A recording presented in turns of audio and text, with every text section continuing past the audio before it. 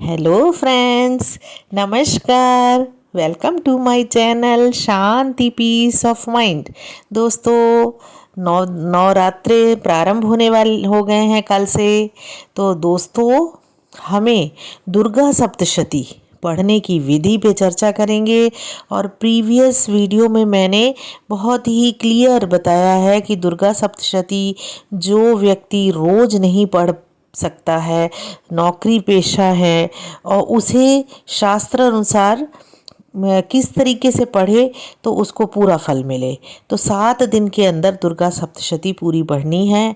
तो अब हम दुर्गा सप्तशती पढ़ के आपको 7 दिन में कंप्लीट करेंगे, 7 वीडियोज़ में। तो दोस्तों, सबसे पहले हमें स्नान करके पवित्र होना है। स्वयं स्नान करने के बाद आसन, जिस आसन पे बैठ के हमें दुर्गा सप्तशती पढ़नी है, उस आसन को शुद्धिकरण करना है। तो वो हम एक पवित्र जल, गंगा, नर्मदा, पवित्र नदियों का जल लेकर ओम पवित्रम, ओम पवित्रम, ओम पवित्रम करके पवित्र करें। और अब उस आसन पर बैठें, साथ में शुद्ध जल, पूजन सामग्री और श्री दुर्गा सप्तशती जी की पुस्तक रखें। पुस्तक को अपने सामने काष्ठ का जो स्टैंड होता है या पोथी स्टैंड कहते हैं, उस पर शुद्ध आसन पर विराजमान उस पर आसन पर विराजमान कर दें। अपने ललाट में अपनी रुचि अनुसार चंदन, रोली या भस्म से टीका लगा लें और अपनी चोटी बांध लें, शिखा बांध लें। फिर पूर्व की ओर मुंह करके तत्व शुद्धि के लिए 4 बार आचमन करें। उस समय हमें 4 मंत्रों को पढ़ना है। उसको मैं आपको पढ़ के बताती हूँ। ओम ऐं आत्मतत्वं शोधयामि नमः स्वाहा। ओम ह्रीं विद्यातत्वं शोधयामि नमः स्वाहा। ओम क्लीं शिवतत्वं शोधयामि नमः स्वाहा। ओम ऐं ह्रीं क्लीं सर्वतत्वं शोधयामि नमः स्वाहा। इसके बाद गणेश जी की पूजन एवं अन्य देवताओं की पूजन एवं गुरुजनों को प्रणाम करना है।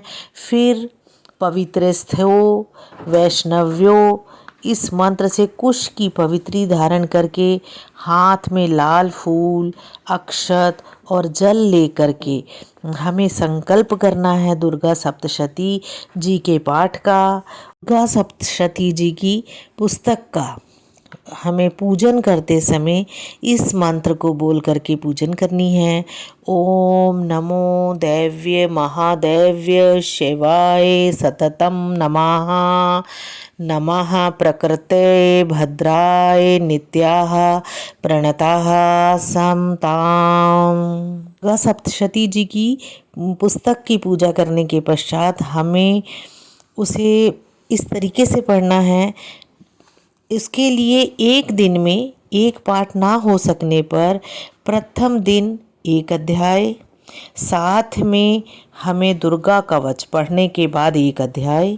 दूसरे दिन हमें दुर्गा सप्तशती के 2 अध्याय पढ़ने हैं, लेकिन इसमें भी विधि वही होगी कि पहले दुर्गा कवच, उसके बाद दुर्गा सप्तशती के 2 अध्याय, यानी कि दूसरा और तीसरा अध्याय। तीसरे दिन एक अध्याय। फिर चौथे दिन हमें 4 अध्याय पढ़ना है दुर्गा सप्तशती जी के। 5वें दिन हमें 2 अध्याय पढ़ना है और छठे दिन हमें 1 और 7वें दिन हमें 2 अध्याय को पढ़ना है। इस प्रकार 7 दिनों में पाठ पूरा करने का आदेश दिया गया है शास्त्र अनुसार। तो 7 दिन अध्याय पढ़ने से पहले दुर्गा कवच पढ़ना है। चलिए पढ़ते हैं दुर्गा कवच। ओम चंडिका देवी को नमस्कार है। मार्कंडे जी ने कहा, पितामह जो इस संसार में परम गोपनीय तथा मनुष्यों की सब प्रकार से रक्षा करने वाला है, और जो अब तक आपने दूसरे किसी के सामने प्रकट नहीं किया हो, ऐसा कोई साधन मुझे बताइए। तो ब्रह्मा जी बोले, ऐसा साधन तो एक देवी जी का कवच ही है, जो गोपनीय से भी परम गोपनीय, पवित्र तथा संपूर्ण प्राणियों का उपकार करने वाला है। महामुने, उसे श्रवण करो। देवी की 9 मूर्तियां हैं, जिन्हें नव दुर्गा कहते हैं। उनके पृथक पृथक नाम बतलाए जाते हैं। प्रथम नाम शैलपुत्री है, और दूसरी माता का नाम ब्रह्मचारिणी है। तीसरा स्वरूप चंद्रघंटा के नाम से प्रसिद्ध है, और चौथे स्वरूप को कुष्मांडा कहते हैं, और 5वीं दुर्गा जी का नाम स्कंद माता है। देवी के छठे स्वरूप को कात्यायनी कहते हैं, और 7वां काल रात्रि, और 8वां स्वरूप महागौरी के नाम से प्रसिद्ध है, और 9वीं दुर्गा जी का नाम सिद्धिदात्री है।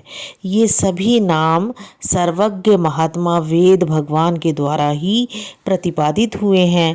जो मनुष्य अग्नि में जल रहा हो, रणभूमि में शत्रुओं से घिरा हुआ हो, विषम संकट में फंस गया हो, इस प्रकार भय से आतुर होकर जो भगवती दुर्गा की शरण में प्राप्त हुए हो, उनका कोई भी अमंगल नहीं होता।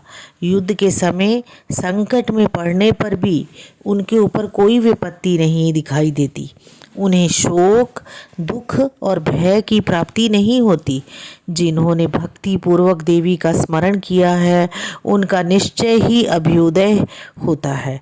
देवेश्वरी, जो तुम्हारा चिंतन करते हैं, उनकी तुम निसंदेह रक्षा करती हो। चामुंडा देवी प्रेत पर आरूढ़ होती है, वाराही भैंसे पर सवारी करती है, ऐन्द्री का वाहन ऐरावत हाथी है, वैष्णवी देवी गरुड़ पर आसन जमाती हैं, माहेश्वरी वृषभ पर आरूढ़ होती है, कौमारी का वाहन मयूर है, भगवान विष्णु की प्रियतमा लक्ष्मी देवी कमल के आसन पर विराजमान है और हाथों में कमल धारण किए हुए हैं। वृषभ पर आरूढ़ ईश्वरी देवी ने श्वेत रूप धारण कर रखा है। ब्राह्मी देवी हंस पर बैठी हुई हैं और सब प्रकार के आभूषणों से विभूषित हैं। इस प्रकार ये सभी माताएं सब प्रकार की योग शक्ति से संपन्न हैं। इनके सिवा और भी बहुत सी देवियां हैं जो अनेक प्रकार के आभूषणों की शोभा से युक्त तथा नाना प्रकार के रत्नों से सुशोभित है। ये संपूर्ण देवियां क्रोध से भरी हुई है और भक्तों की रक्षा के लिए रथ पर बैठी दिखाई देती हैं। ये शंख, चक्र, गदा, शक्ति, हल और मूसल, खेटक और तोमर, परशु तथा पाश, कुंत और त्रिशूल एवं उत्तम शांग, धनुष आदि अस्त्र शस्त्र अपने हाथों में धारण करती है। दैत्यों के शरीर का नाश करना, भक्तों को अभय दान देना और देवताओं का कल्याण करना, यही उनका शास्त्र धारण का उद्देश्य है। आरंभ करने से पहले इस प्रकार प्रार्थना करनी चाहिए माता से। महान रौद्र रूप, अत्यंत घोर पराक्रम, महान बल और महान उत्साह वाली देवी, तुम महान भय का नाश करने वाली हो, तुम्हें नमस्कार है। तुम्हारी ओर देखना भी कठिन है। शत्रुओं का भय बढ़ाने वाली जगदम्बिके, मेरी रक्षा करो। पूर्व दिशा में ऐन्द्री मेरी रक्षा करे। अग्निकोण में अग्नि शक्ति, दक्षिण दिशा में वाराही तथा नैऋत्य कोण में खड्ग धारिणी मेरी रक्षा करे। पश्चिम दिशा में वारुणी और वायव्य कोण में मृग पर सवारी करने वाली देवी मेरी रक्षा करे। उत्तर दिशा में कौमारी तथा ईशान कोण में शूल धारिणी देवी रक्षा करे।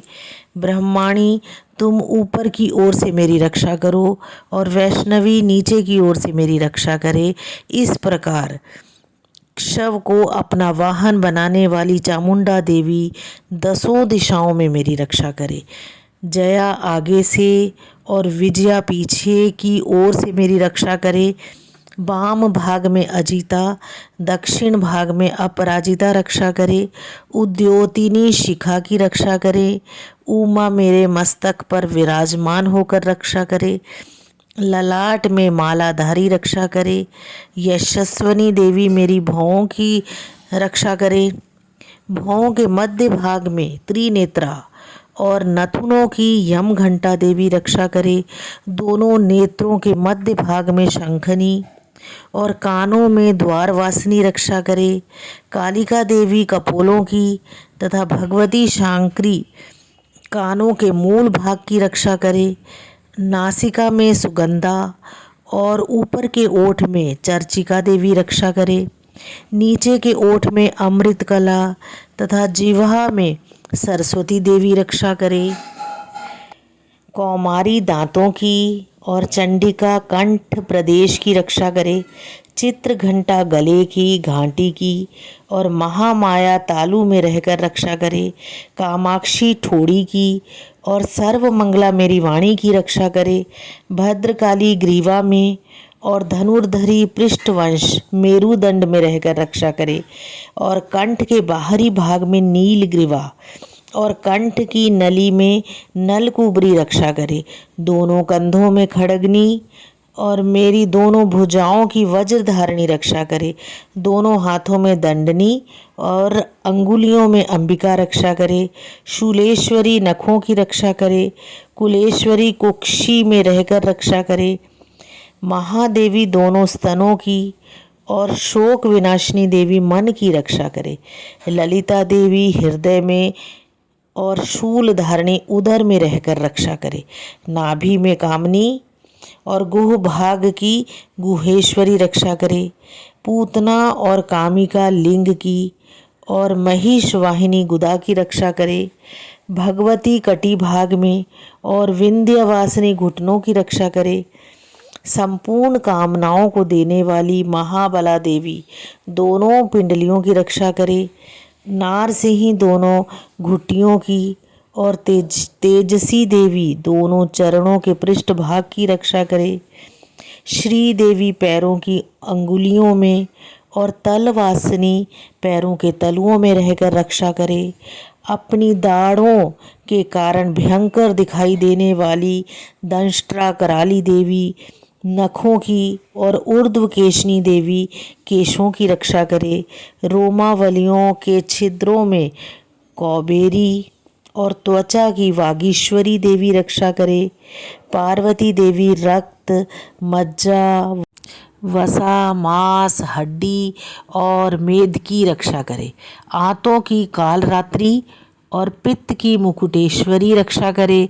मूलाधार आदि कमल कोशों में पद्मावती देवी और कफ में चूड़ामणि देवी स्थित होकर रक्षा करे। नख के तेज की ज्वालामुखी रक्षा करे, जिसका किसी भी अस्त्र से भेदन नहीं हो सकता। वह अभेद्या देवी शरीर की समस्त संधियों में रहकर रक्षा करे। ब्रह्माणी आप मेरे वीर्य की रक्षा करे। क्षत्रेश्वरी छाया की तथा धर्मधारिणी देवी मेरे अहंकार, मन और बुद्धि की रक्षा करे। हाथ में वज्र धारण करने वाली वज्रहस्ता देवी मेरे प्राण, अपान, व्ययान, उदान और समान वायु की रक्षा करे। कल्याण से शोभित होने वाली भगवती कल्याण शोभना मेरे प्राण की रक्षा करे। रस, रूप, गंध, शब्द और स्पर्श इन विषयों का अनुभव करते समय योगिनी देवी रक्षा करे। और सत्व गुण, रजोगुण और गुणों की रक्षा सदा नारायणी देवी करे। बाराही आयु की रक्षा करे। वैष्णवी धर्म की रक्षा करे।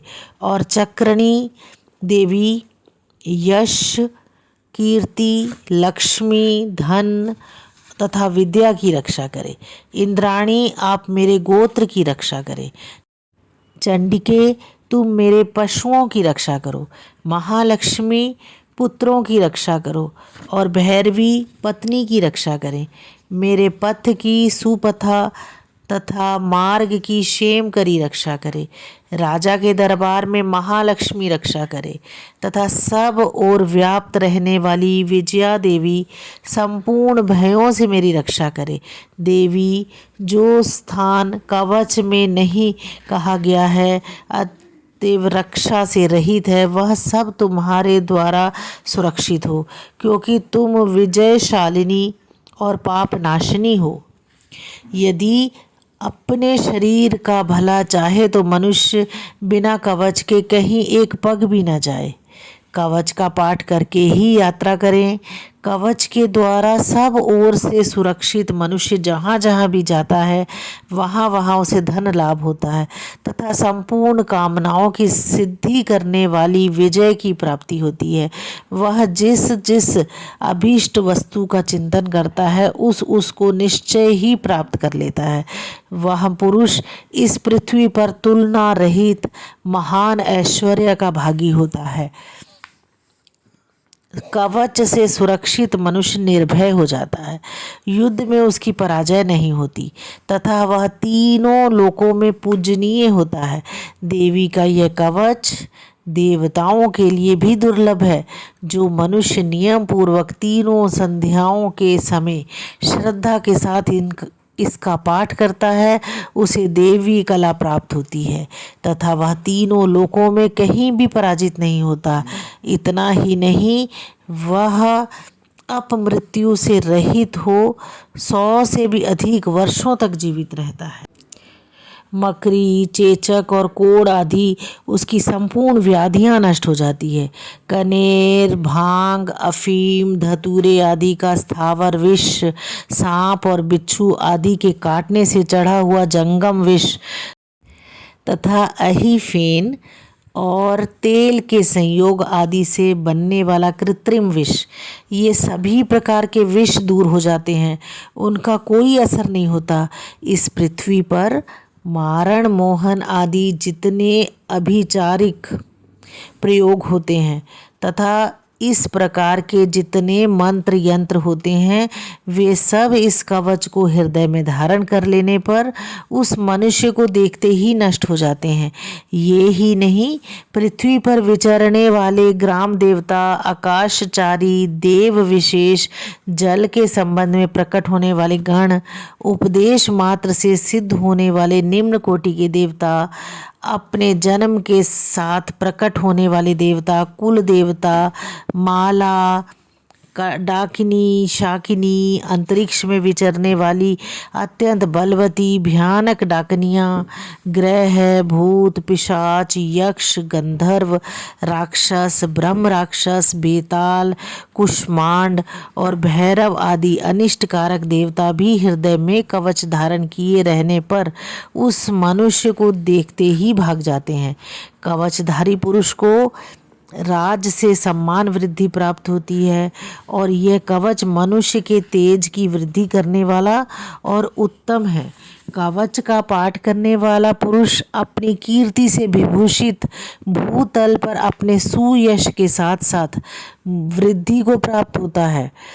जो पहले कवच का पाठ करने के बाद सप्तशती चंडी का पाठ करता है उसकी जब तक वन, पर्वत और कानूनों सहित यह पृथ्वी टिकी है तब तक पुत्र, पौत्र आदि संतान परंपरा बनी रहती है। फिर देह का अंत होने पर वह पुरुष भगवती महामाया के प्रसाद से उस नित्य परम पद को प्राप्त होता है जो देवताओं के लिए भी दुर्लभ है और वह सुंदर दिव्य रूप धारण करता है और कल्याण में शिव के साथ आनंद का भागी होता है। जय माता दी। श्री दुर्गा सप्तशती जी का प्रथम अध्याय।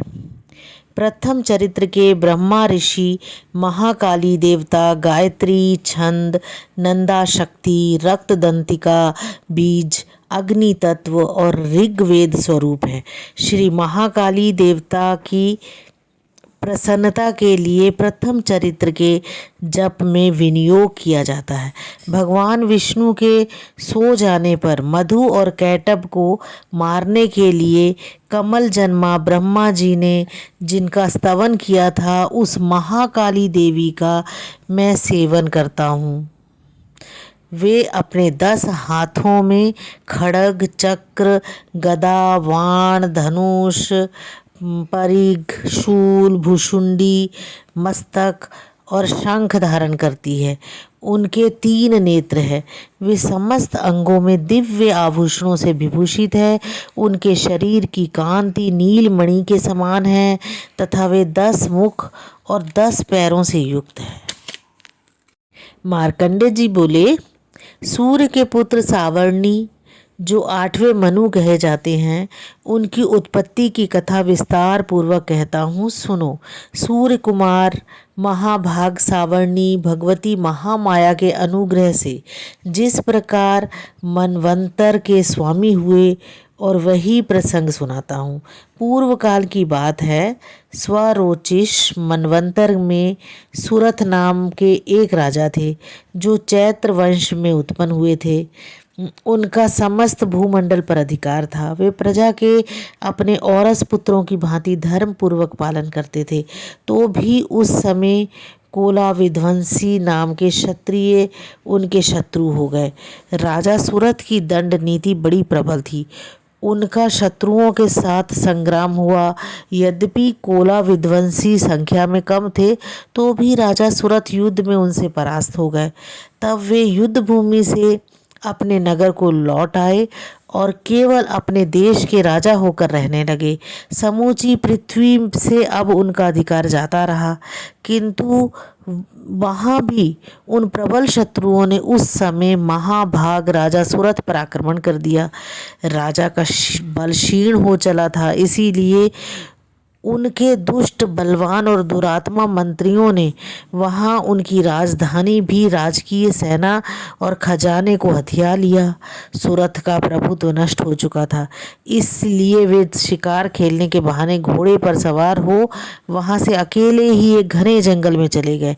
वहाँ उन्होंने विप्रवर मेधा मुनि का आश्रम देखा, जहाँ कितने ही हिंसक जीव अपनी स्वाभाविक हिंसा प्रवृत्ति छोड़कर परम शांत भाव से रहते थे। मुनि के बहुत से शिष्य उस वन की शोभा बढ़ा रहे थे।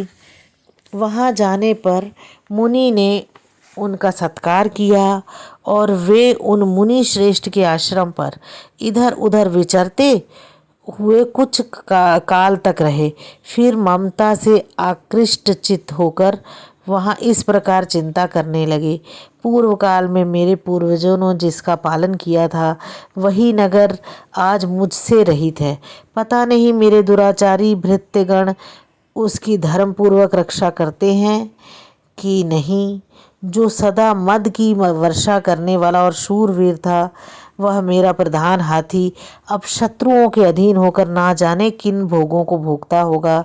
जो लोग मेरी कृपा धन और भोजन पाने से सदा मेरे पीछे पीछे चलते थे, वे निश्चय ही अब दूसरे राजाओं का अनुसरण करते होंगे। उन अपव्ययी लोगों के द्वारा सदा खर्च होते रहने के कारण अत्यंत कष्ट से जमा किया हुआ मेरा वह खजाना खाली हो जाएगा। ये तथा और भी कई बातें राजा सुरथ निरंतर सोचते रहते थे। एक दिन उन्होंने वहाँ विप्रवर मेधा के आश्रम में निकट एक वैश्य को देखा और उससे पूछा, भाई तुम कौन हो? यहाँ तुम्हारे आने का क्या कारण है? तुम क्यों शोकग्रस्त और अनमने से दिखाई देते हो? राजा सुरथ का यह प्रेम पूर्वक कहा हुआ वचन सुनकर वैश्य ने विनीत भाव से उन्हें प्रणाम करके कहा। और वैश्य बोला, राजन, मैं धनियों के कुल में उत्पन्न हुआ वैश्य हूँ। मेरा नाम समाधि है। मेरे दुष्ट स्त्री पुत्रों ने धन के लोभ से मुझे घर से बाहर निकाल दिया है। मैं इस समय धन, स्त्री और पुत्रों से वंचित हूँ। मेरे विश्वसनीय बंधुओं ने मेरा ही धन लेकर मुझे दूर कर दिया, इसीलिए दुखी होकर मैं वन में चला आया हूँ। यहाँ रहकर मैं इस बात को नहीं जानता कि मेरे पुत्रों की, स्त्री की और स्वजनों की कुशल है या नहीं। इस समय घर में वे कुशल से रहते हैं अथवा कोई और कष्ट है। वे मेरे पुत्र कैसे हैं? क्या वे सदाचारी हैं अथवा दुराचारी हो गए? तो राजा ने पूछा, जिन लोभी स्त्री और पुत्र आदि ने धन के कारण तुम्हें घर से निकाल दिया, उनके प्रति तुम्हारे चित्त में इतना स्नेह का बंधन क्यों है? तो वैश्य बोला, आप मेरे विषय में जैसी बात कहते हैं वह सब ठीक है, किंतु क्या करूं, मेरा मन निष्ठुरता नहीं धारण करता। जिन्होंने धन के लोभ में पड़कर पिता के प्रति स्नेह और पति के प्रति प्रेम तथा आत्मीय जन के प्रति अनुराग को तिलांजलि दे मुझे घर से निकाल दिया है, उन्हीं के प्रति मेरे हृदय में इतना स्नेह है। महामते, गुणहीन बंधुओं के प्रति भी जो मेरा चित्त इस प्रकार प्रेम मग्न हो रहा है, यह क्या है? इस बात को मैं जान करके भी नहीं जान पाता। उनके लिए मैं लंबी सांसें ले रहा हूँ और मेरा हृदय अत्यंत दुखित हो रहा है। उन लोगों में प्रेम का सर्वथा अभाव है, तो भी उनके प्रति मेरा मन निष्ठुर नहीं हो पाता है। इसके लिए मैं क्या करूँ? तो मार्कंडेय जी कहते हैं, ब्राह्मण तदंतर राजाओं में श्रेष्ठ सुरथ और समाधि नामक वैश्य दोनों साथ साथ मेधार मुनि के सेवा में उपस्थित हुए और उनके साथ यथा योग्य न्यायानुकूल विनयपूर्ण वर्ताव करके बैठे। तत्पश्चात वैश्य और राजा ने कुछ वार्तालाप आरंभ किया। राजा ने कहा, भगवन, मैं आपसे एक बात पूछना चाहता हूँ, उसे बतलाइए। मेरा चित्त अपने अधीन ना होने के कारण वह बात मेरे मन को बहुत दुख देती है।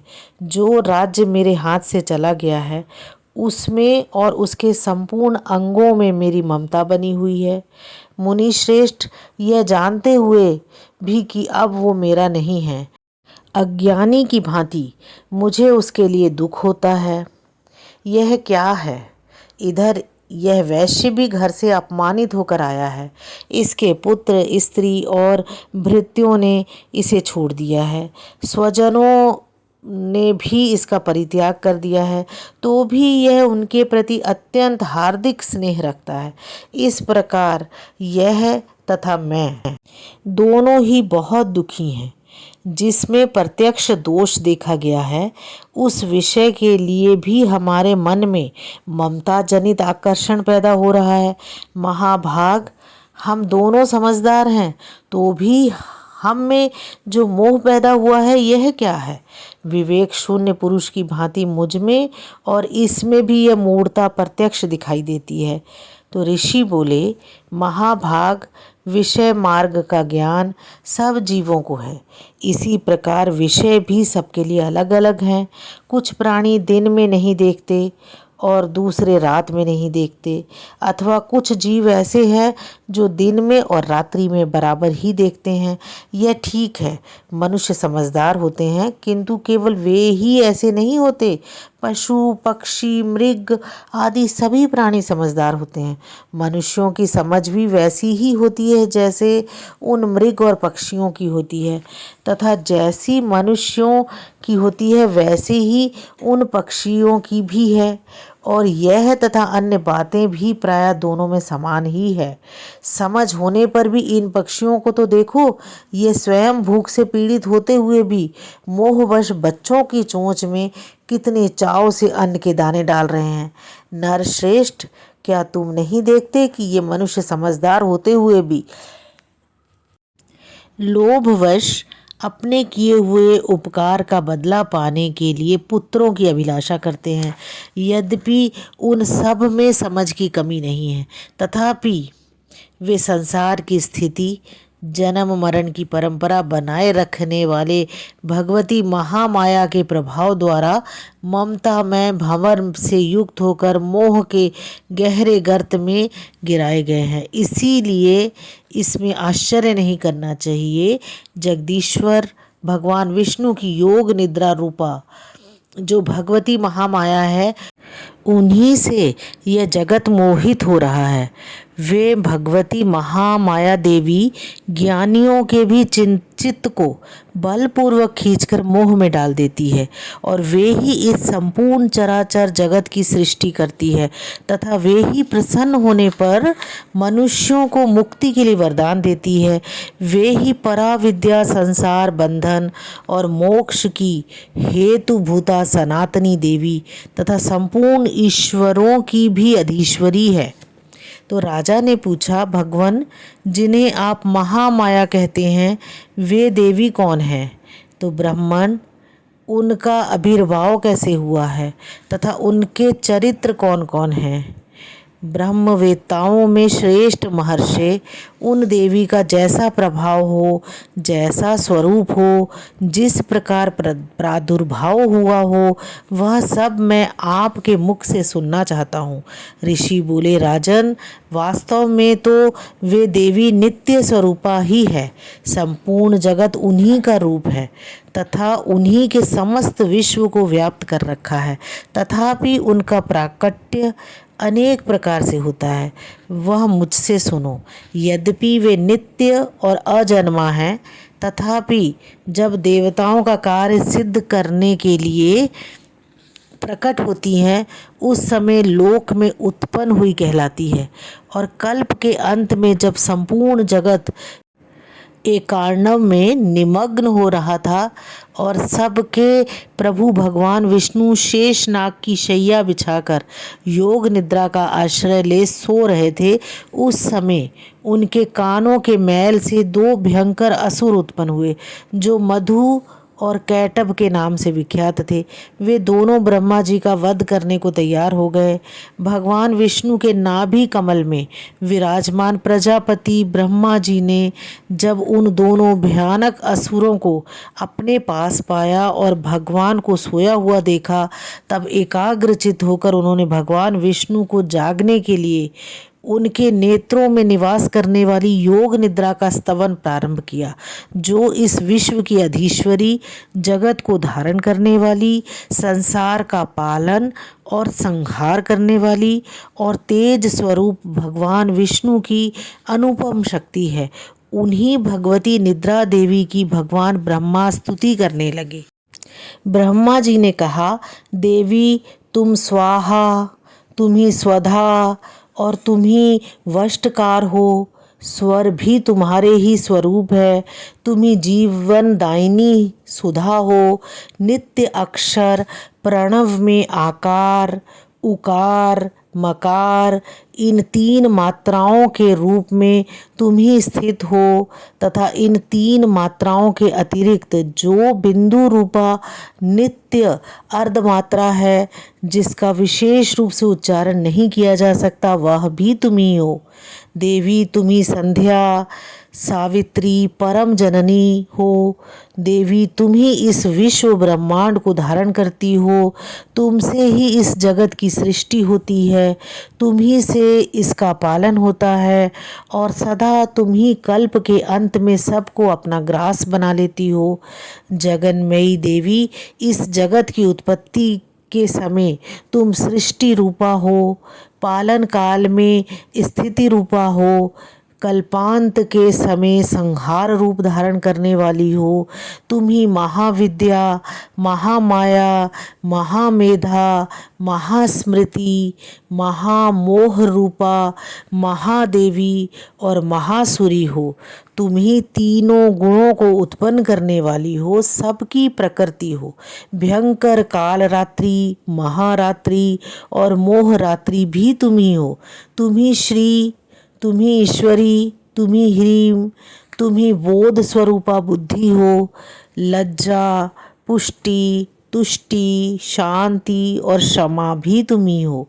तुम खड़ग धारणी, शूल धारणी, घोर रूपा और गदा, शंख, चक्र, धनुष धारण करने वाली हो। वाण, भुषुंडी और परिघ, ये भी तुम्हारे अस्त्र है। तुम सौम्य और सौम्यतर हो। इतना ही नहीं, जितने भी सौम्य एवं सुंदर पदार्थ है, उन सब की अपेक्षा तुम अत्यधिक सुंदरी हो। पर और अपर, सबसे परे रहने वाली परमेश्वरी तुम ही हो। सर्वस्वरूपे देवी, कहीं भी सत असत रूप जो कुछ वस्तुएं हैं और उन सब की जो शक्ति है, वह तुम ही हो। ऐसी अवस्था में तुम्हारी स्तुति क्या हो सकती है। जो इस जगत की सृष्टि, पालन और संहार करते हैं, उन भगवान को भी जब तुमने निद्रा के अधीन कर दिया है तब तुम्हारी स्तुति करने में यहाँ कौन समर्थ हो सकता है। मुझको, भगवान शंकर को, भगवान विष्णु को भी तुमने ही शरीर धारण कराया है, अतः तुम्हारी स्तुति करने की शक्ति किसमें है। देवी, तुम तो अपने इस उदार प्रभावों से ही प्रशंसित हो। ये जो दोनों दुर्धर्ष असुर मधु और कैटभ हैं, इनको मोह में डाल दो और जगदीश्वर भगवान विष्णु को शीघ्र ही जगा दो। साथ ही इनके भीतर इन दोनों महान असुरों को मार डालने की बुद्धि उत्पन्न कर दो। तो ऋषि कहते हैं कि राजन, जब ब्रह्मा जी ने वहाँ मधु और कैटभ को मारने के उद्देश्य से भगवान विष्णु को जगाने के लिए तमोगुण की अधिष्ठात्री देवी योग निद्रा की इस प्रकार स्तुति की, तब वे भगवान के नेत्र, मुख, नासिका, बाहु, हृदय और वक्ष स्थल से निकलकर अव्यक्त जन्मा ब्रह्मा जी की दृष्टि के समक्ष खड़ी हो गई। योग निद्रा से मुक्त होने पर जगत के स्वामी भगवान जनार्दन उस एकार्णव के जल में शेष नाग की शैया से जाग उठे। फिर उन्होंने उन दोनों असुरों को देखा। वे दुरात्मा मधु और कैटभ अत्यंत बलवान और पराक्रमी थे और क्रोध से लाल आंखें किए ब्रह्मा जी को खा जाने के लिए उद्यम कर रहे थे। तब भगवान श्री हरि ने उठकर उन दोनों के साथ 5000 वर्षों तक केवल बाहु युद्ध किया। वे दोनों ही अत्यंत बल के कारण उन्मत्त हो रहे थे। इधर महामाया ने भी उन्हें मोह में डाल रखा था। इसीलिए भगवान विष्णु से कहने लगे, हम तुम्हारी वीरता से संतुष्ट हैं, तुम हम लोगों से कोई वर मांगो। श्री भगवान बोले, यदि तुम दोनों मुझ पर प्रसन्न हो तो अब मेरे हाथ से मारे जाओ। बस इतना ही सा मैंने वर मांगा है, यहाँ दूसरे किसी वर से क्या लेना है।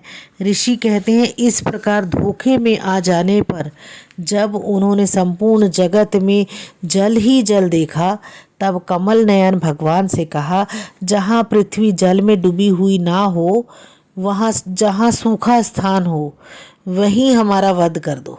तो ऋषि कहते हैं, तब तथास्तु कहकर शंख, चक्र, गदा धारण करने वाले भगवान ने उन दोनों के मस्तक अपनी जंघा में रखकर चक्र से काट डाले। इस प्रकार ये देवी महामाया ब्रह्मा जी की स्तुति करने पर स्वयं प्रकट हुई थी। अब पुनः तुमसे उनके प्रभाव का वर्णन करता हूँ, सुनो। इस प्रकार श्री मार्कंडेय पुराण में सावर्णिक मनवंतर की कथा के अंतर्गत देवी महात्म्य में मधु कैटभ वध नामक पहला अध्याय पूरा हुआ। जय माता दी। हाँ दोस्तों, अगर अभी तक आपने मेरे चैनल को सब्सक्राइब नहीं किया है तो सब्सक्राइब कीजिए, इसे लाइक कीजिए और दोस्तों में भी शेयर कीजिए। मैं बहुत अच्छी जानकारी लेकर आपके पास आती रहूँगी। और आपके पास अगर पढ़ने का समय नहीं है तो इसे प्रथम दिन, जब नव दुर्गा का कल जो पहला दिन होगा, उसे आप अपना बाकी के काम करते हुए इस वीडियो को लगा के सुन भी सकते हैं। Thank you.